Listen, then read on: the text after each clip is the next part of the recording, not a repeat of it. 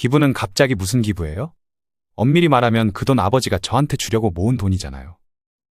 네가 나한테 잘하면 주라고 한 거다. 못하면 그냥 나 쓰라고 분명히 말했어.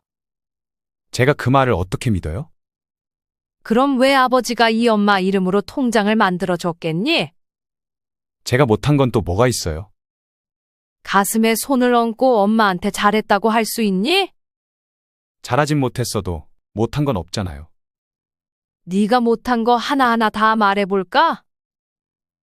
방금 대화 속 주인공 72세 양순옥 할머니와 그의 아들 조윤철입니다.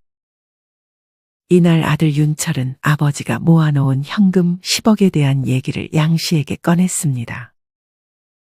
이 돈은 몇 년 전 양 씨의 남편이 세상을 떠나기 전에 아내에게 맡겼던 돈이었습니다. 하지만 얼마 전 양 씨는 이 돈을 아들에게 주지 않고 자기 쓸 돈 외에 전부 기부하기로 마음먹고 이미 기부할 단체와 얘기도 끝난 상태였습니다. 이 소식을 알게 된 아들은 당장 엄마에게 큰 소리를 쳤습니다. 정 기부하시려면 반 정도만 하시고 반은 저 주셔야 하는 거 아니에요? 안 그래도 반 정도만 기부하고 반은 내가 쓸 거다. 엄마가 그 큰 돈을 다 어디다 쓰시게요? 다 쓸 때가 있다. 양 씨는 단호하게 말하고 방으로 들어가 문을 걸어 잠그고 더 이상 할 얘기 없다며 아들을 돌려보냈습니다. 과연 양 씨는 왜 이토록 아들에게 단호하게 대해야 했을까요? 지금부터 양 씨의 이야기를 들려드리겠습니다. 양 씨는 어린 시절 가난한 집안의 막내딸로 태어났습니다. 집은 가난했지만 양 씨의 부모님은 아들과 딸을 가리지 않고 아낌없이 사랑을 베풀었습니다. 그중 막내딸이었던 양 씨를 아버지가 유난히 예뻐했습니다. 양 씨의 아버지는 양 씨가 결혼을 하지 말고 쭉 자기와 살기를 바랬습니다. 그렇게 조금 늦은 나이까지 양 씨는 시집을 가지 않았는데 양 씨의 어머니가 나중에 혼자 남게 될 양 씨가 안쓰러웠는지 남편을 설득해 결국 양 씨는 중매로 시집을 가게 되었습니다.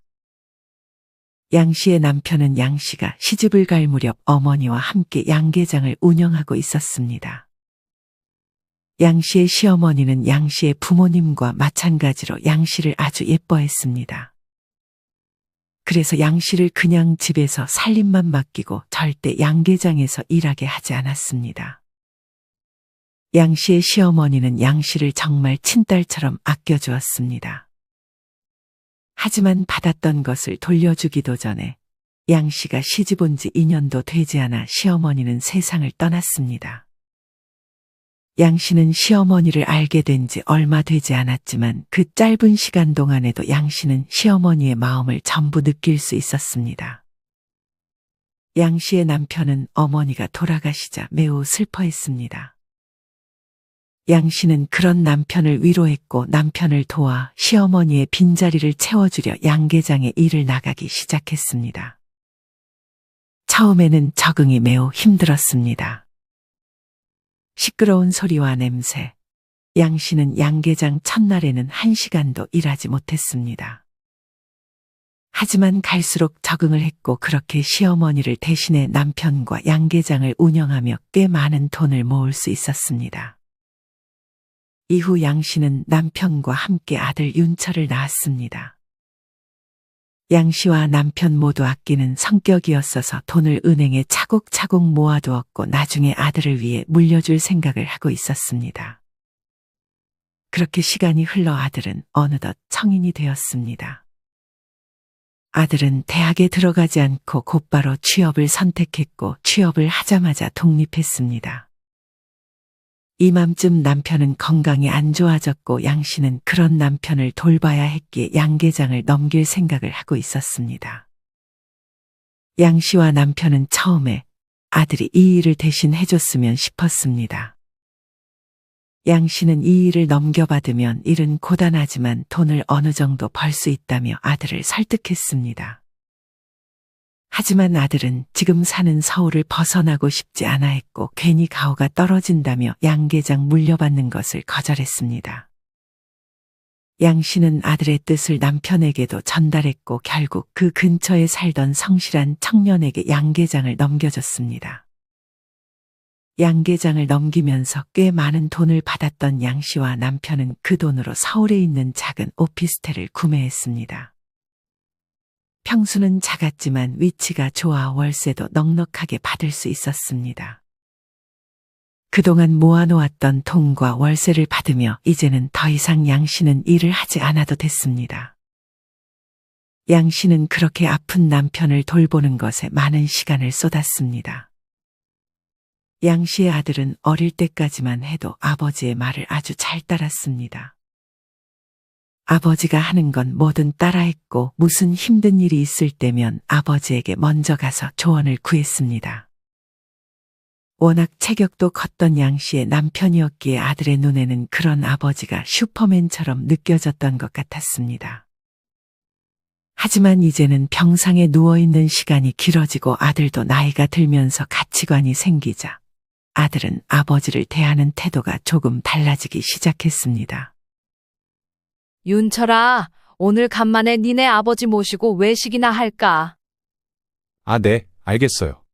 제가 태우러 갈게요. 양 씨의 남편은 이제 휠체어가 없으면 걸을 수가 없어 양 씨와 아들은 낑낑대며 아버지를 차에 태웠습니다. 그러고는 예약한 식당으로 향했습니다. 그래도 아직 말을 할 수 있었던 양 씨의 남편은 아들에게 안부를 물었습니다. 요샌 힘든 거 없어? 힘든 거야 많죠. 아빠한테 얘기해봐. 힘든 거 말해서 뭐해요. 얼른 식사하세요. 아들은 말해봤자 입만 아프다는 듯 대화 화제를 넘겼습니다. 양 씨는 익숙하게 남편에게 밥을 먹여줬고 이제 남편은 양 씨가 먹여주는 음식마저도 반은 흘려버리고 말았습니다. 아들은 그런 모습이 조금 보기 불편하고 비위가 상했는지 음식을 먹다가 말았습니다. 왜 그것만 먹어? 더 먹지 않고. 양 씨가 아들에게 물었습니다. 배불러요. 이제 얼른 들어가요. 모처럼 나온 외출인데 아들은 일이 생겼다며 얼른 들어가자고 재촉했습니다. 그런 아들의 말에 양 씨는 남편을 챙기느라 밥을 얼마 먹지도 못하고 계산을 하고 식당을 나와야 했습니다. 양 씨네 집과 아들이 사는 곳은 차로 10분 정도 거리에 떨어져 있어 멀다면 멀고 가깝다면 가까운 위치였습니다. 아들은 일이 바쁘다는 핑계로 양 씨네에게 잘 찾아오지 않았고 양 씨와 남편은 그저 멀리서 아들을 응원했습니다. 양 씨의 남편은 건강이 점점 더 안 좋아져 이제는 휠체어를 타고 어디 나가기도 힘들어졌고 거의 누워서 생활해야 했습니다. 그런 남편을 보는 양 씨도 매우 고통스럽고 안쓰러웠습니다. 이맘쯤 아들은 양 씨네에게 좋은 소식을 전했습니다. 엄마, 저 결혼할 여자 생겼어요. 조만간 소개시켜 드릴게요. 아이고, 그러니? 잘 됐네. 아들은 엄마만 해서 셋이 같이 밥을 먹자고 했습니다. 그럼 네 아버지는? 아빠는 이제 외출도 못하는데 여기 병원에 와서 한번 인사하는 게 어떻겠니? 아들은 양 씨의 말을 듣고는 조금 난감해했습니다. 네 아버지가 보면 아주 기뻐할 거야. 아직 아버지가 아프다는 얘기를 못해서요. 괜히 간호할 사람 있으면 여자친구가 부담스러워할 수도 있을 것 같고요. 여자친구 부모님도 그렇고요. 그렇다고 아버지 아프다는 사실을 숨길 순 없잖아. 일단 알겠어요. 제가 다시 연락드릴게요. 아들은 얼마 안가 예비 며느리와 함께 양 씨와 남편이 있는 병원으로 왔습니다. 양 씨는 병원 호수를 아들에게 전했고 아들과 예비 며느리는 노크한 후 병실로 들어왔습니다. 양 씨의 남편이 있는 병실은 여러 명이 함께 사용하는 병실이었습니다. 사실 1인실에도 들어갈 수 있었지만 남편이 혼자 있는 것보다 함께 있는 곳을 선호했고 양 씨도 다른 보호자들과 안부를 묻고 하는 것이 더 좋았습니다. 하지만 아들과 며느리는 괜히 낯설어 조금 불편해하는 듯 했습니다. 양 씨는 아들의 모습이 보이자 반갑게 인사했습니다. 그리고 이내 처음 본 며느리를 크게 반겼습니다. 아이고, 네가 희연이구나. 예비 며느리예요. 참 곱닥하게 생겼네. 옆에 있던 다른 환자가 한마디 거들었습니다. 참 예쁘죠? 양 씨는 이내 아들이 며느리를 데리고 왔다며 남편에게도 얼른 인사를 시켰습니다. 예비 며느리는 조금은 어색한 듯 웃으면서 인사를 건넸습니다. 앉을 자리가 없어서 여기 바닥에 앉을래? 괜찮아요. 저희 바로 가봐야 돼서. 벌써 가게? 온 지 얼마나 됐다고. 그래. 좀 더 있다가야 부모님이 안 서운하지. 옆에 있던 환자가 또 한 번 양 씨와 아들 사이에 끼어들었습니다. 저희 결혼 준비하는 게 좀 바빠서요. 다음에 또 올게요. 아이고, 그래. 바쁠 때겠구나. 얼른 가봐. 병원에 올 때 아무것도 들고 오지 않고 일찍 가려는 아들의 모습이 양 씨는 서운했지만 그래도 아들이 결혼을 한다니 기분이 좋았습니다. 남편도 양 씨와 비슷한 감정을 느끼는 것 같았습니다. 그래도 올 때 뭐 하나 사들고 와야 되는 거 아니야. 같은 병실의 다른 환자가 양 씨의 속마음을 어떻게 알았는지 대신 서운해하는 듯한 눈치였습니다. 양 씨는 그래도 아픈 아버지를 숨기지 않고 찾아와 준 것만 해도 어디냐고 생각했습니다. 형부 건강은 좀 어때? 양 씨의 지인이 병실로 찾아와 남편의 안부를 물었습니다. 점점 안 좋아지는 것 같네. 내 노력이 부족한 건지. 언니가 지금보다 어떻게 더 잘해? 충분히 잘하고 있어. 그건 그렇고 아들 이번에 결혼한다며. 응. 날짜도 잡힌 것 같더라. 아버지 돌아가시기 전에 하면 참 좋을 것 같은데. 잘 앉아있지도 못하는데 결혼식은 꼭 가야 한다는 거 있지. 얼마 후 상견례가 다가왔습니다. 양 씨는 시누이한테 남편 간호를 부탁하고 양 씨 홀로 아들과 함께 참석했습니다. 예비 사도는 걱정스럽게 양 씨 남편의 안부를 물었습니다. 얘기는 들었어요. 남편 건강이 많이 안 좋으시다면서요? 네. 그래도 결혼식은 참석할 수 있을 것 같아요. 거의 누워있다고 하지 않으셨어요? 결혼식 할 때 쓰러지기라도 하시면 어쩌시려고요? 보는 사람도 있고 괜히 좋은 자리 망치는 거 아닌가요? 예비 사돈의 무례한 말에 예비 며느리도 엄마에게 눈치를 줬습니다. 하지만 예비 사돈은 굴하지 않고 말했습니다. 괜히 부축받으면서 휠체어 타고 오고 그러면 사람들이 뒤에서 수근수근 대잖아요. 차라리 그냥 사돈 혼자 참석하시는 게 어때요? 양 씨는 기분이 나빴지만 속으로 심호흡을 하고 답했습니다. 워낙 남편도 아들 결혼식을 보고 싶어 하는 의지가 강해서요. 남 시선 의식해서 결혼하나요? 그냥 진심으로 축하해 줄 사람 한 명 더 가는 거라고 생각해 주세요. 그리고 병간호를 우리 딸에게 넘기시려는 건 아니시죠? 아, 기분 나쁘셨다면 죄송해요. 제가 워낙 솔직한 편이라서요. 누가 자기 딸이 시부모 병간호 하는 걸 바라겠어요. 양 씨도 이때는 조금 기분 나쁜 투로 답했습니다. 그건 걱정 마세요. 그런 생각해 본 적도 없고 제가 평생 돌봐줄 거예요.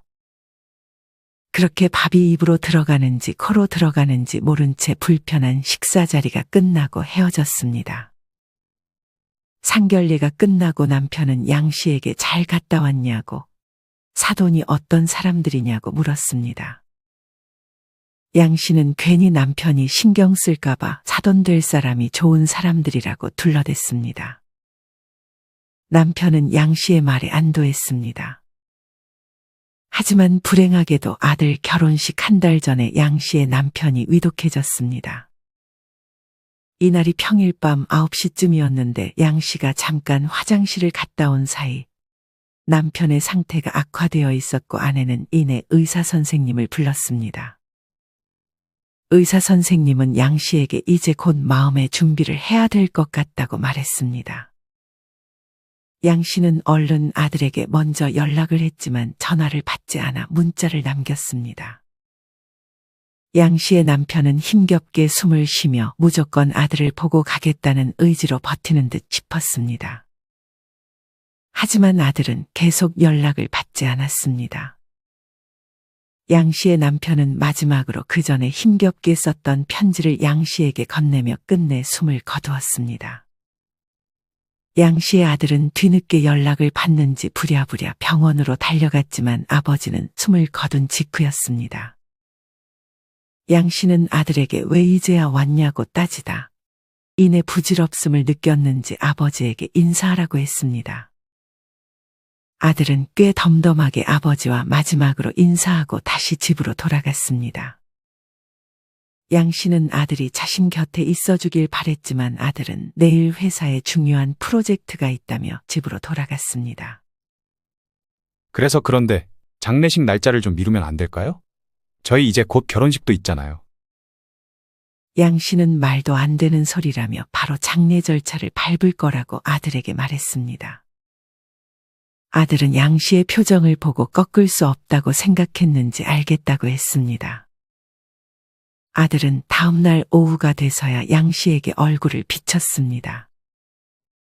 양 씨는 정신없이 장례식을 치렀습니다. 그렇게 조문객을 봤는데 예비 며느리의 얼굴은 보이지 않았습니다. 희연이는 안 온대니? 저녁에 잠깐 들린대요. 오늘 주말인데 어디 갔어? 그냥 집에서 쉬고 있어요. 워낙 집에 있는 걸 좋아해서.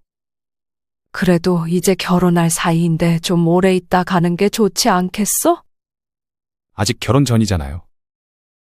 이후 저녁이 돼서야 예비 며느리는 얼굴을 비쳤습니다.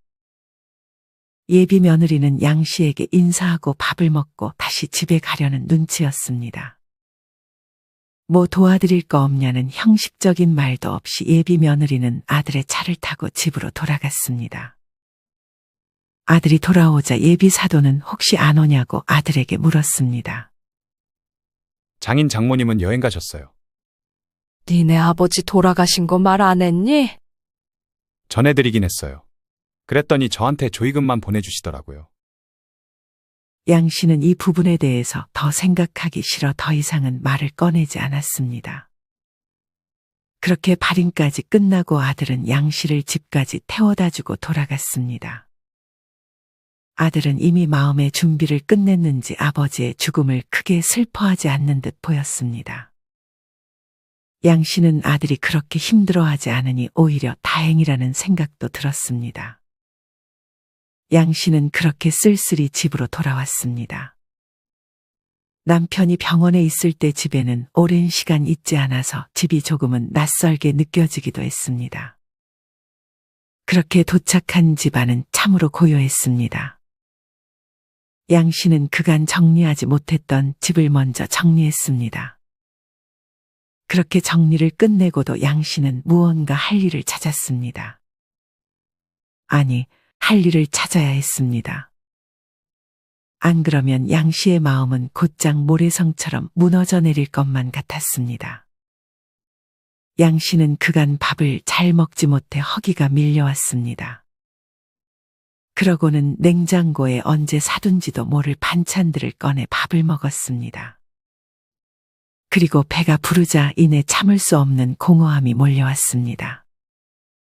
양 씨는 그제서야 이제 남편이 없음을 실감하고 한참 동안 그 자리에서 눈물을 흘렸습니다. 이후 아들의 결혼식이 다가왔습니다.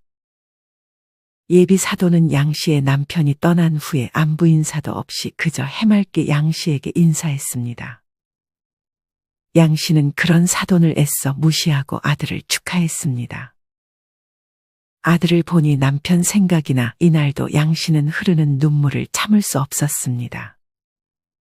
그렇게 결혼을 하고 나서 아들은 뭐가 그렇게 바빴는지 양 씨에게 얼굴을 비추는 일이 거의 없었습니다.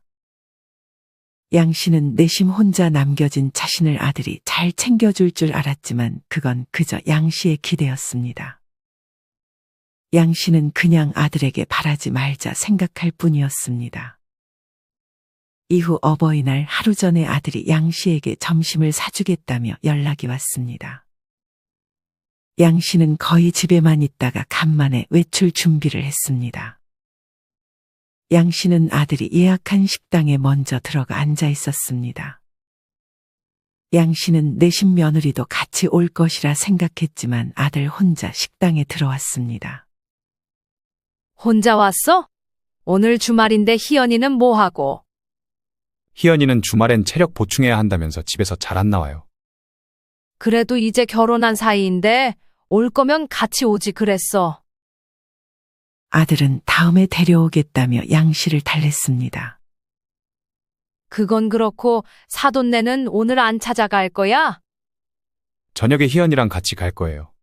식당은 장모님이 예약하셨다고 하시더라고요. 양 씨는 내심 서운했습니다. 같은 어버이날인데 자기한테는 아들만 오고 사돈한테는 아들 며느리가 함께 간다니 뭔가 무시받는다는 느낌을 지울 수 없었습니다. 이후 양 씨의 시아버지 제사가 다가왔습니다.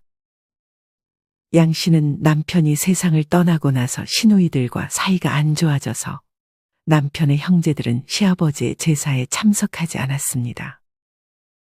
양 씨의 시누이는 양 씨의 남편이 아플 때 병간호를 조금 해줬다는 이유로 많은 것을 요구했고, 양 씨는 병간호 해준 것 이상으로 돈을 주긴 했지만 그걸로 만족하지 않는 시누이들은 더 많은 재산을 받기를 원했습니다. 하지만 양 씨는 시누이들의 요구를 들어줄 이유가 없었습니다. 만만하게 봤던 양 씨가 재산을 나눠주지 않자 시누이들은 화가 나 더 이상 제사에도 찾아오지 않았던 것이었습니다. 양 씨는 이내 아들에게 연락했습니다. 다음 주 할아버지 제사인데 올 수 있겠니? 토요일인데. 아, 네. 갈게요. 아들은 조금 귀찮아하더니 가겠다는 말을 남겼습니다. 아들은 이날도 혼자 참석했습니다. 이젠 혼자 왔냐고 물어보는 것도 그만해야겠다 싶어 양 씨는 아들과 함께 조용히 제를 지냈습니다. 양 씨는 아들에게 다음 주 금요일에 시간 괜찮냐고 물었습니다. 다음 주 금요일에 엄마 생일인데 시간 괜찮아? 다음 주 금요일이요? 잠시만요. 아들은 이내 핸드폰에서 일정을 확인하는 듯 싶었습니다. 아, 어쩌죠. 그날 희연이네 외할아버지 제사가 있어요. 너는 희연이네 할아버지 제사까지 전부 참석하는 거야? 양 씨는 잘 이해가 되지 않았습니다. 어버이날에도 그렇고 할아버지 제사도 그렇고 본가일에는 아들만 참석하고 며느리 쪽 일에는 아들과 며느리 모두 참석하는 것이 도무지 이해가 가지 않았습니다. 똑같은 할아버지 제사인데 우리 쪽은 며느리가 안 오는데 처가 쪽은 사위인 너도 가고 하는 건 좀 그렇지 않니? 저희 장모님이 워낙 그런 거에 예민하셔서요. 제가 안 가면 많이 서운해하세요. 사실 양 씨는 크게 티를 안 냈지만 서운한 건 마찬가지였습니다. 아들은 양 씨의 마음을 읽었는지 다음 달에 있었던 아버지의 첫 제사의 며느리를 데리고 찾아왔습니다. 양 씨는 별 기대하지 않았는데 며느리가 오자 반가웠습니다. 하지만 며느리의 표정은 그리 좋지 않았습니다. 오늘 희연이 몸이 좀 안 좋니? 양 씨는 아들에게 조심스럽게 물었습니다. 그냥 오늘 좀 피곤한가 봐요. 며느리는 뭐가 마음에 안 들었는지 제사를 지내는 내내 한마디도 하지 않았습니다. 음식 많이 했는데 좀 싸갈래? 아니에요. 시간도 늦었고 저희 얼른 들어가 볼게요. 그래, 고생했다. 얼른 들어가 봐. 아들은 집을 떠나기 전에 양 씨에게 물었습니다. 엄마, 근데 이제 제사는 좀 없애도 되지 않아요? 안 그래도 이제 아버지 제사 빼고는 다 안 지내려고. 아버지 제사도 굳이 지낼 필요 있어요? 그냥 아버지 기일 다가오면 마음속으로 아버지 기억하면 되죠. 엄마도 딱 엄마까지만 할 생각이야. 그게 아니라 매번 이렇게 오는 것도 좀 그래서요. 매번 오는 게 그렇다니. 1년에 딱 한 번뿐인데. 평일일 때는 그날 하루가 힘들어서요. 일단 알겠어요. 1년 365일 중 하루, 그것도 차로 10분 거리인데 이것조차 힘들어하는 아들에게 양 씨는 내심 서운했습니다. 시간이 흘러 양 씨도 남편이 없는 삶에 익숙해져 가고 있었습니다. 양 씨는 소일거리를 하며 가끔 지인을 집으로 초대해 외로움을 달랬습니다. 아들은 뭐가 그리 바쁜지 1년에 한두 번 얼굴 보기도 힘들었습니다. 명절에만 아들은 얼굴을 비쳤고 어느 순간 추석에는 여행을 간다며 오지 않았습니다. 양 씨는 그냥 아들을 남이라고 생각하려 노력했습니다. 그렇게 시간이 흘러 다시 한번 양 씨 남편의 제사가 다가왔습니다. 양 씨는 아들에게 한 달 전에 아버지 제사 날짜를 말해줬고 일주일 전에도 잊어버릴까봐 말해줬습니다. 그리고 제사 당일 양 씨는 다시 한번 낮에 아들에게 전화했습니다. 오늘 아버지 제사인 거 잊지 않았지? 이날은 토요일이었기에 날짜도 괜찮았습니다. 아, 오늘이었어요?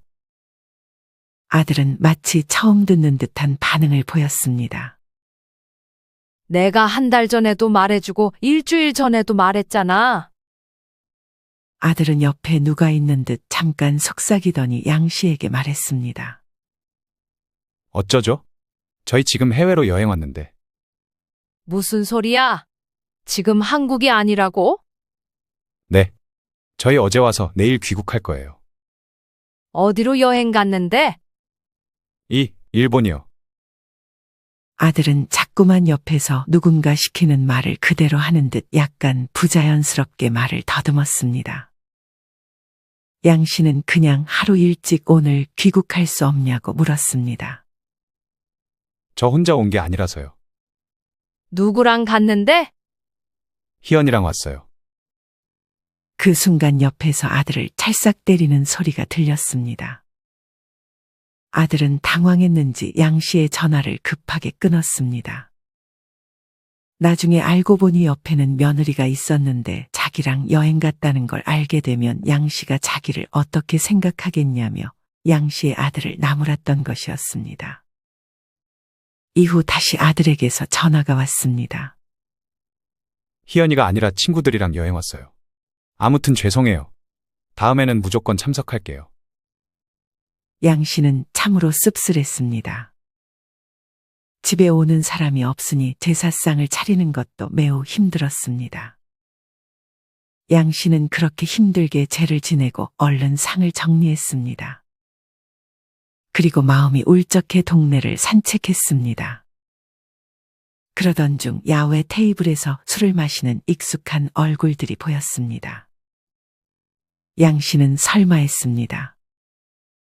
양 씨는 익숙한 얼굴을 확인하고자 조금 더 가까이 향했습니다. 양 씨의 눈에 비친 사람은 바로 아들과 며느리였습니다. 아들과 며느리는 양 씨가 사는 이 동네까지 와서 친구들과 술을 마시고 있었습니다. 양 씨의 아들은 아버지 제사라 엄마가 이 시간에 밖에 나올 리가 없다고 생각했는지 큰 소리로 떠들고 있었습니다. 양 씨는 조용히 다가가 아들네가 하는 대화를 엿들었습니다. 너네 오늘 아버지 제사라고 하지 않았어? 집도 이 근처인데 얼굴은 보고 와야 되는 거 아니야? 그나마 아들의 친구 중 개념 있는 친구가 아들에게 옳은 말을 했습니다. 요새 제사를 누가 지내? 그거 얼핏 듣기로는 중국에서 내려온 문화 아니야? 옆에서 며느리가 아들의 말에 동조하는 말을 꺼냈습니다. 아무리 그래도 여행 갔다고 거짓말하는 건 좀 심했다. 토요일은 놀아야지. 일주일에 하루밖에 없는 날인데. 술이나 마시자. 양 씨는 그런 아들의 말에 큰 배신감을 느꼈습니다. 그래도 우리 할아버지 제사에는 꼭 와야 돼. 안 그럼 우리 엄마가 나한테 얼마나 잔소리를 하는데. 처가 쪽 제사는 토요일이라도 참석해야지. 제사를 안 갈 거면 양쪽 다 가지 말던지. 제사는 싫다면서 처가 쪽 제사는 다 참석하고 자기 아버지 제사에는 이렇게 엄마에게 여행 갔다고 거짓말까지 하면서 오지 않는 아들이 참으로 괘씸했습니다. 양 씨는 다시 집으로 돌아갔습니다. 그러고는 남편이 아들이 양 씨에게 효도하면 물려주라고 했던 통장을 꺼냈습니다. 그 통장 안에는 무려 10억 원이 들어 있었습니다. 양 씨는 아들이 손주를 낳으면 이 돈을 물려줄 생각이었습니다. 하지만 양 씨는 이 돈을 그냥 아들에게 물려주지 않기로 결심했습니다. 아들과 며느리는 손주를 낳을 생각도 없어 보였고 워낙 놀러 가는 것을 좋아해 노는데 다 써버릴 것만 같았습니다. 무엇보다 이 돈이 처가 쪽에 쓰인다는 것도 양 씨는 용납할 수 없었습니다. 양 씨는 이 돈을 그냥 기부하기로 마음먹었습니다. 양 씨는 이날부터 신중히 기부할 곳을 골랐습니다. 투명하게 자신과 남편이 모은 돈을 잘 써줄 단체를 정해 그쪽으로 연락했습니다. 이후 아들은 아버지 제사에 거짓말하고 오지 않은 것이 미안했는지 양 씨의 집에 와 같이 밥을 먹자고 했습니다.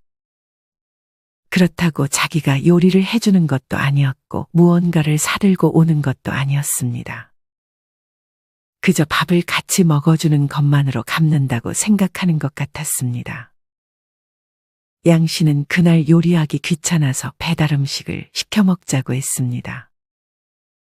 아들은 그런 양 씨의 말에 오히려 신나서 배달 음식을 시켰습니다. 결제할 때가 되자 양 씨는 화장실로 들어가 버렸습니다. 아들이 엄마를 부르는 소리에 양 씨는 대답하지 않고 핸드폰으로 노래 소리를 크게 틀었습니다. 양 씨는 조금 있다가 거실로 나왔습니다. 음식 도착했구나. 아들은 조금 기분이 안 좋은 듯 했지만 밥을 맛있게 먹었습니다. 그렇게 밥을 먹다가 양 씨가 기부하려던 곳에서 전화가 왔습니다. 양 씨는 얼른 방으로 들어가 전화를 받았습니다. 밥을 먹다 급하게 받은 전화라 방문을 잘 닫지 못했습니다. 엄마가 무슨 대화를 하나 궁금했던 아들은 살금살금 다가와 엄마의 통화 내용을 몰래 엿들었습니다. 아들은 엄마가 큰 돈을 기부하려는 사실을 알았습니다. 그러고는 아무것도 듣지 못한 척 자리로 돌아가 다시 밥을 먹었습니다. 그때부터 아들은 생각이 많아 보였습니다. 아들은 일단 집으로 돌아갔습니다. 하지만 얼마 안 가 다시 양 씨의 집에 찾아왔습니다. 빨리 손을 쓰지 않으면 양 씨가 큰 돈을 전부 기부해버려 자기는 아무것도 받지 못하게 될 걱정을 했기 때문이었습니다. 아들은 이날 며느리를 데리고 왔고 며느리는 정말 다른 사람처럼 요리를 해주겠다며 저녁을 차려줬습니다. 그렇게 밥을 먹으면서도 양 씨는 의심했습니다.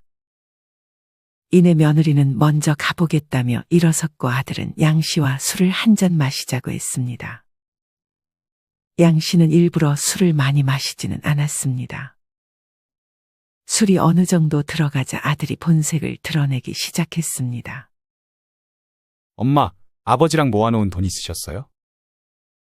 아들은 어떻게 그 돈을 모았는지 물었습니다. 양 씨는 솔직하게 아버지랑 같이 일해서 나중에 너 손주 나오면 주려고 모은 돈이라고 했습니다. 이제껏 재산에 대한 얘기는 아들에게 절대 안 했던 양 씨였기에 그리고 아들은 양 씨에게 별 관심이 없었기에 양 씨가 10억이 있었던 것도 오피스텔에서 월세를 받는 것도 아들은 알지 못하고 있었습니다. 그러면서 아들은 자기 회사 생활이 힘들다면서 울면서 양 씨에게 말하기 시작했습니다.